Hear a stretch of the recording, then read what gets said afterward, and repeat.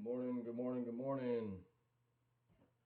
Afternoon, evening, wherever you guys may be. Welcome to Red, White, and True News, where life, liberty, and the pursuit of happiness is alive and well. Hope everyone is doing good. And I don't know if you guys have watched any of this coverage of this hurricane. Jeez, it is tearing up Jamaica. I mean, it's bad. It is so bad.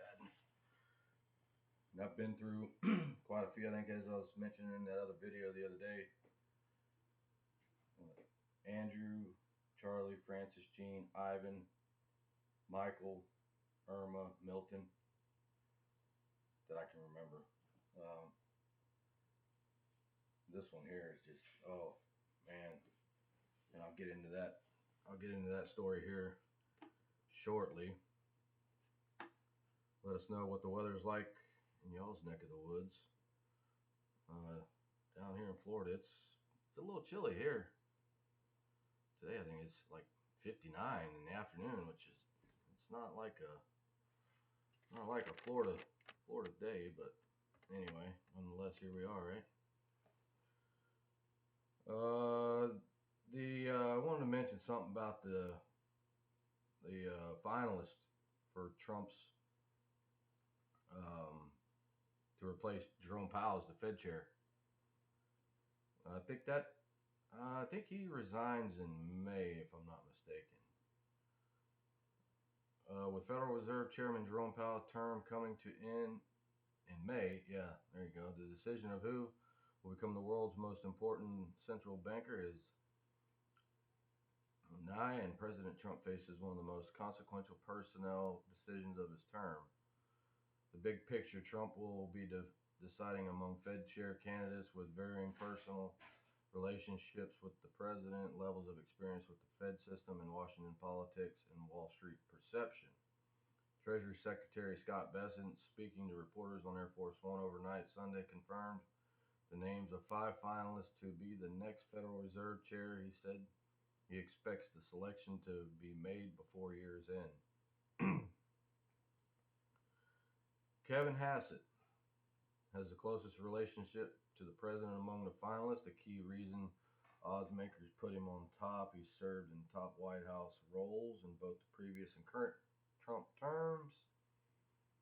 He sits at a 36% chance of getting it. Christopher Waller, 23%.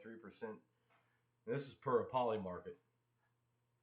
So poly markets are like, it's like a smaller betting platform. You know, they bet on like who's going to be the next president, or you know, who's going to win the Super Bowl, or you know, something to that effect. I mean, it's like, you know, they don't really bet on spreads and over-unders and things like that like typical betting markets do, like a Hard Rock or Bet USA or MGM or some of these other platforms. So, but anyway, so then you have Waller. I'm not familiar with him. Kevin Warsh, 16%, was a Fed governor during the 2008 financial crisis and later broke with the Fed's shift towards large-scale quantitative easing to try to boost the economy in the 2010s. Polymarket probabilities. Here you go for the next Fed chair nominee. Kevin Hassett, 36%. Christopher Waller, 23%. Kevin Warsh, 16%. Rick Ryder, 9%. Stephen Moran, 5%. Michelle Bowman, 3%. Scott Bessent, which I thought he'd be top on the list, 3%. And then James Bullard at 3%. It's an important position, and Jerome Powell's been quite a disappointment. In my opinion, he was out to sabotage the president's agenda from day one, because he didn't bother lowering the rates right before the election to try to help get Biden reelected, or his who they coronated, Kamala Harris. Once Trump comes in, it's like pulling teeth to get him to lower the rates. You got to lower the rates to kickstart the economy, y'all. Yeah. So anyway, that'll be a good deal once they finally get that done. I mean, he's tried 9 weeks from Sunday to get that guy out of office, or get him to leave, or kind of kowtow to what Trump wants to get done. But Powell's just, he's no Trump guy. Wanted to hit here a minute on the government shutdown. The five longest government shutdowns in history. What happened and how they ended. December 2018 to January 2019, 35 days, the longest government shutdown in history happened during the first Trump administration and lasted 5 weeks. I spoke about this in a couple of videos ago. You know, government shutdowns happened under Reagan, under Carter, under Nixon, under all these guys. Funding for President Trump's border wall was the heart of the dispute. Trump had refused to sign a federal spending deal that did not include money for the project, and a standalone bill with $5.7 billion was blocked by a Senate Democrat-led filibuster. Trump eventually backed a short-term federal funding measure to reopen the government. January 25, 2019, and a few weeks later, Congress approved $1.375 billion for 55 miles of border fencing between the U.S.-Mexican border. October 1st, 2025 to current, which is 26 days and counting. Government shutdown is the second longest in U.S. history. Congress was unable to strike a federal funding deal on any appropriations bills before the end of fiscal year 2025 on September the 30th. This is all over healthcare. They want $1.7 trillion to keep the government open for another month and a half while they can continue these appropriations to fund illegal healthcare for illegals. Healthcare for illegals.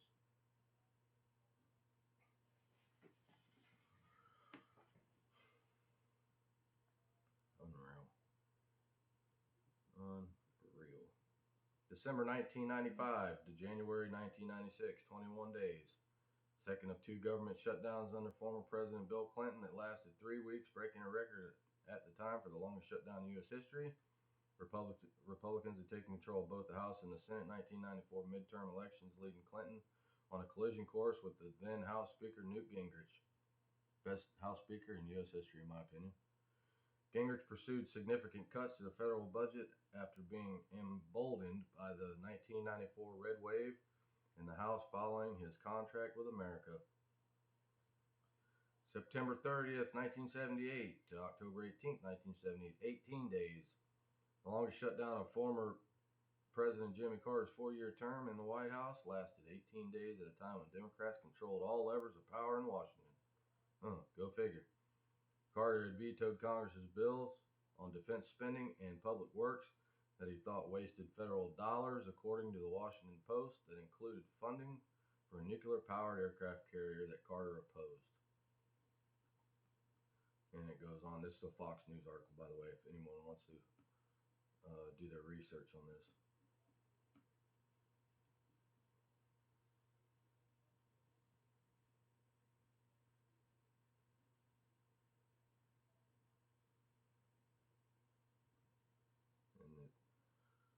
And it talks about, see, October 1st, 2013 to October 17th, 2013, 16 days. Much like the current standoff, the 2013 government shutdown also centered on Obamacare, also known as the Affordable Care Act. What a farce. Oh, you can keep your own doctor. You can keep your own plan. No, that's a big lie. Big lie. That's all the people do when their mouths open is to lie to the American people. Don't believe me. Research it for yourselves. I mean, one thing I am is true. I'm true. I mean, I'm an honest person. Two people I don't care for is a thief and a liar. And if you got a liar, you got a thief. And the other ones, you got a thief, you got a liar. And these Democrats are lying to the American people, y'all. I mean, come on. Hurricane Melissa, as I was talking about in the beginning of the video. If you guys don't mind, please like and subscribe to the channel. It really helps us get this information out to everybody. Spread the word, share it on your social media pages, or or whatever, we really greatly appreciate that. Truly appreciate it. And thank everyone for being here. Hurricane Melissa, I was doing some research on it this morning. Um, will go down in history as worst, the worst hurricane in the Atlantic Basin ever to make landfall. The pressure dropped this morning to like 892 millibars. So, like for instance, on a sunny day outside your house, pressure is like 1,080 something or 1,093 millibars. So you think about the pressures in a hurricane. The millibars are basically the compressed the pressure pushing that, and that's what creates the the winds around the eye. And oh, it's yeah, this storm is it's bad. I remember Andrew. What was that? 92, I think 91 maybe. Homestead in South Florida looked like you'd taken confetti and just with 50-mile-an-hour winds outside and just threw the confetti up in the air, and that's what I saw. A drinking straw, y'all. A drinking straw stuck right in a pine tree. I saw a 2x4 that went through the back end of a car on the driver's side and came out the passenger side of the trunk. Yeah. Oh, you want to see something cool? Speaking of hurricanes and wind, Jim Cantori from the Weather Channel did a wind tunnel test yesterday.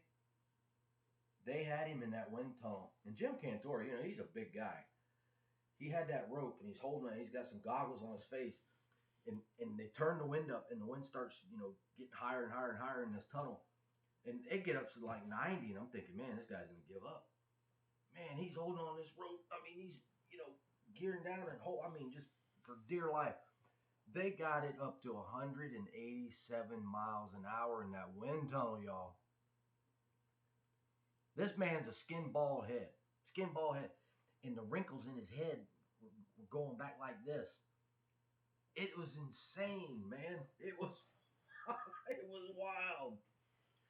Yeah, go check that out. I'm sure it's you could find the video, on Twitter or whatever. I just happen to be watching the Weather Channel and seeing the updated track on the storm and stuff. And they showed him in that tunnel, man, and his face is just like going like this. Oh yeah, it was wild. Hurricane Melissa, Category 5 storm makes landfall in Jamaica as strongest ever to hit the island with 185-mile-an-hour sustained winds. That's not gust. That's sustained. Melissa, quote, one of the most powerful hurricane landfalls on record in the Atlantic Basin, National Hurricane Center said. Well, that was earlier this morning. Well, the recon, I saw the last drop from the recon hurricane hunter plane that measured 892. Katrina and Andrew wasn't even 892. Hurricane Melissa made landfall in Jamaica around 1 p.m. on Tuesday, the National Hurricane Center said, with maximum sustained winds at 185. About an hour after making landfall in southwestern Jamaica near New Hope, and I think it was around that Black River area, and yeah, it's right around Bethel town right now, going up towards Falmouth, and then it'll exit the island as the H. Worf model said earlier this afternoon that it has that storm coming off the island at 921 millibars and still a Category 5 hurricane. Cuba better watch out. The Turks and Caicos, the Bahamas. This is a historic storm. Even the way it sat there and it spun around and it stalled out and it did this and then meandered back around and it started finally and then it stalled again. And the eye is typically, folks, as a hurricane comes on shore, the eye wall starts to collapse a little bit, which weakens the storm. This storm was gaining speed wind wise and dropping pressure wise as it was coming on shore. You don't ever see that happen. Hardly ever. I don't think I've ever seen it happen. in my 48 years on this planet. So yeah, it's guys just stay tuned for like outreach, like places that you can help send food and stuff, because I would suspect there's going to be tens of thousands of refugees that are going to need to be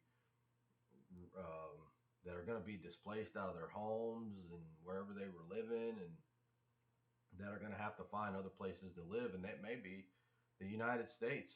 Who knows? But yeah, we should always help our fellow man, y'all. Just treating your neighbors as yourself, kind of thing, you know. They're telling people do not leave your shelter as the eye passes over, as winds will quickly and rapidly increase on the other side of the eye. Residents should remain in place. Uh, Melissa's been blamed for at least 7 deaths. At least 3 people were killed by the storm in Haiti over the weekend, and a fourth died in the Dominican Republic. Haiti's just getting hammered with the outer bands of this. It's Haiti's not even making the news stories right now because it's Jamaica and Cuba's making all of it. Basically it's Jamaica right now, but Haiti's just been getting annihilated with water. Mm.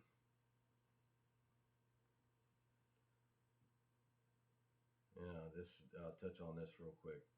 Trump would quote unquote love the third term, but rules out running for vice president. And the ladies on The View yesterday had a nuclear meltdown because he will not say that he would not seek a third term. Personally, in my opinion, Donald Trump is not going to seek a third term. This guy is a master of trolling people. He does this stuff just to get them all, discombobbled, and I mean, he trolls them, and he does it on purpose. It's just the guy's style. I mean, hell, these people have been trolling him for 10 years, trying to put him away, kill him, and everything else. So he's having a heyday with these people, and I think it's quite hilarious if you want to know the truth. And meanwhile, still working 16, 18-hour days and getting 3 hours sleep. Stark contrast from what we just had for 4 years, man, sleeping on the beach in his banana hammock. Donald Trump said on Monday morning that he would rule out running for the vice presidency in the 2028 U.S. election, an unorthodox approach that some of his supporters have floated to allow the Republican U.S. president to serve a third term in the White House. Quote, I'd be allowed to do that, Trump said in an exchange with reporters aboard Air Force One while traveling from Kuala Lumpur, Malaysia to Tokyo, Japan on Monday, the latest leg of a 5-day trip to Asia, which he hopes to cap with an agreement on a trade war truce with the Chinese President Xi Jinping. Don't know if you looked at any of your 401ks yesterday or any of your investments, but I would take a gander at them. They did really well yesterday because of this Chinese trade deal. But he added, quote, I wouldn't do that. I think it's too cute. Yeah, I would rule that out because it's too cute. I think the people wouldn't like that. It wouldn't be right. He's talking about president for the third term. No one may be elected to the U.S. presidency a third time, according to the 22nd Amendment of the U.S. Constitution. So no, he's not going to seek a third term, guys. He's like I said, he's trolling these people. So yeah, and I'm sure he won't quit either because he's just having fun with it. And boy, they just eat it up like, oh, he's a dictator, he's tyrannical. Now, tyranny just left the White House, by the way. My opinion. You say what you want. I mean, that's your opinion. We're all entitled to it. So, just what Joe Biden was. Listen, any government that has the power to tell you what kind of microwave to have in your home, what kind of car you can drive, what kind of light bulbs you can put in your fixtures in your house, and all the other stuff, that government has the power to do anything to you. And that government is not sitting on 1600 Pennsylvania Avenue right now, friends. It ain't. Like I said in the beginning of the video, life, liberty, and the pursuit of happiness is alive and well. And it is under this administration. If it's not, then prove me wrong. Man ain't out here trying to tell you what kind of refrigerator to put in your kitchen, what kind of genitals your kids can have between their legs, what sports men can play in and what sports women can and cannot play in. That ain't this administration. And like I said, if I'm wrong, then prove me wrong. just it ain't like that, y'all. You know it, and I know it. So anyway, just my take on it. So anyway, like I said before, please, if you would like, subscribe, share, send to your friends, get this information out. And as always, we appreciate everyone's opinions. We're all Americans here. We all bleed red, and so please comment down below. We'd like to hear it, and we look forward to seeing you on the next one. Till then, take care of yourself and each other. God bless you. Take care.